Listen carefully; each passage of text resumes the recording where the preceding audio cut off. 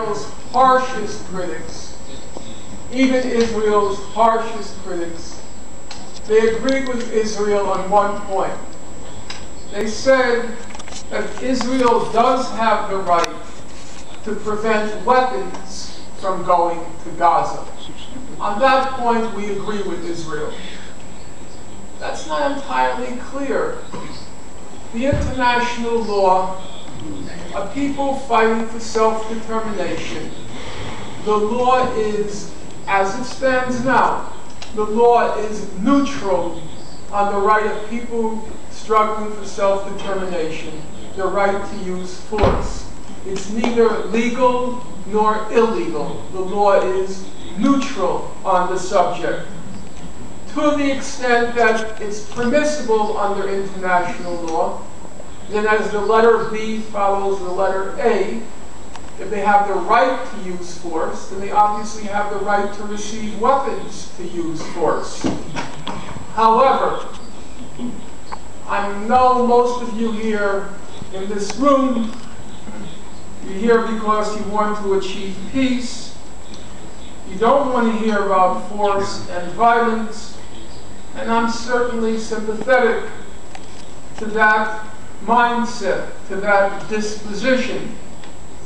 But even if you're of that disposition, the position of those harsh critics of Israel was still hypocritical.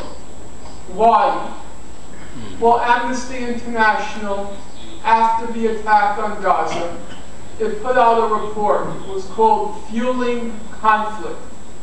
Fueling Conflict. And Amnesty International said, under international law, it's illegal to transfer weapons to a country which is a systematic violator of human rights.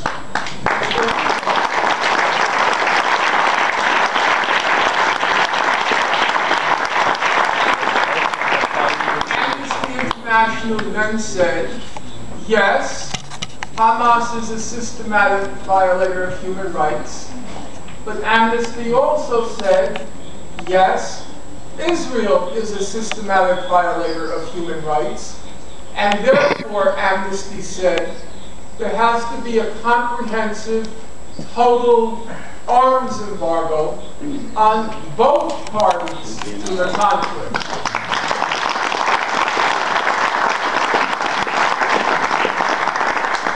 So when the international community said we must prevent weapons from getting to Gaza, but they didn't also say we must prevent weapons such as German submarines from getting to Israel.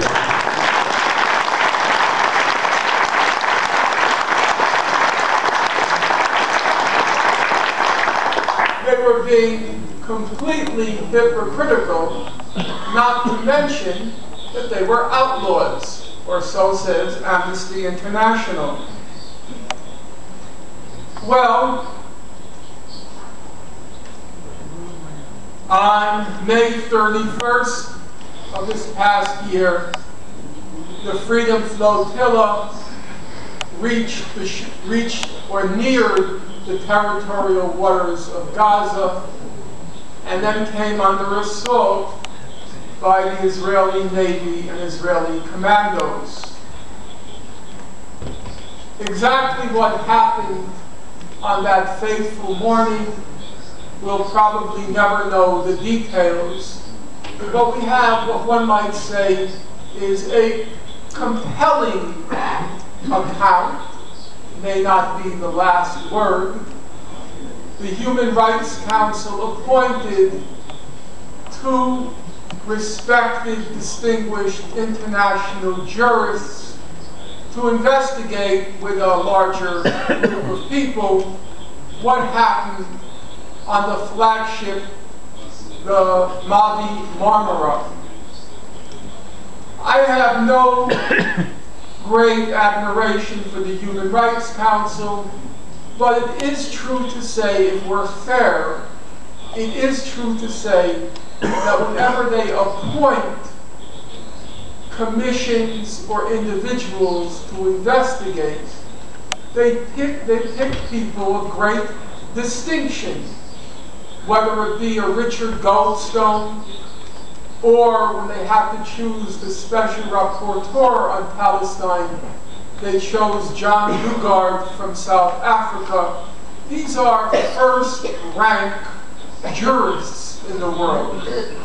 And they chose people of first rank to investigate what happened on the Mavi Marmara. I can't go into all the details now, but the basic picture they presented was the Israelis began the assault on the Mavi Marmara with the inflatable boats, the Zodiacs. They fired percussion bombs, tear gas, and plastic bullets, Navy plastic bullets. When the initial assault was repelled by the passengers, Israel came in about 5 minutes later with the helicopters. And according to the report of these distinguished jurists, Israel began using live ammunition before any commando hit the deck of the Mavi Marmara. By the end of the Israeli assault, 9 passengers were killed, 9 passengers were martyred. Of those 9, according to the report, 6 were the victims of extrajudicial summary executions, which is just a fancy legal language for they were murdered in cold blood. But for questions of the law and morality, exactly what happened on the boat is completely irrelevant, because the basic facts everybody in this room knows, and the basic facts are not open to any dispute or controversy. Number 1, the Israeli blockade of Gaza was a flagrant violation of international law. It was the imposition of collective punishment. Number 2, the Israeli blockade was creating a humanitarian crisis in Gaza. And therefore, number 3, Israel, under the law, had no right to use force to enforce an illegal blockade, which was increasing the suffering of the civilian population. Israel never even claimed that the flotilla was carrying weapons, and Israel never expressed any interest in searching the flotilla's cargo, and didn't pretend that the boats were transporting weapons to Gaza. So, Israel had no right to use force to enforce the blockade, and that's what the Human Rights Council jurists concluded. But there is another question. Let's say, for argument's sake, let's say Israel had the right to block the flotilla. Why did it use violent force? The Israelis themselves acknowledged they could have disabled the propeller on the boat. They could have disabled the rudder on the boat. They could have disabled the engine on the boat, and then just towed the boat to the Israeli port of Ashdod. Israel has a formidable navy. It could have blocked the Freedom Flotilla from going to Gaza. Even on Israel's own terms, what happened makes no sense. The Israelis said the day after the attack, the Israelis kept saying, we didn't expect force. We didn't expect that they would use violence. We thought that they would be just passive and engage in civil disobedience. We didn't expect violence.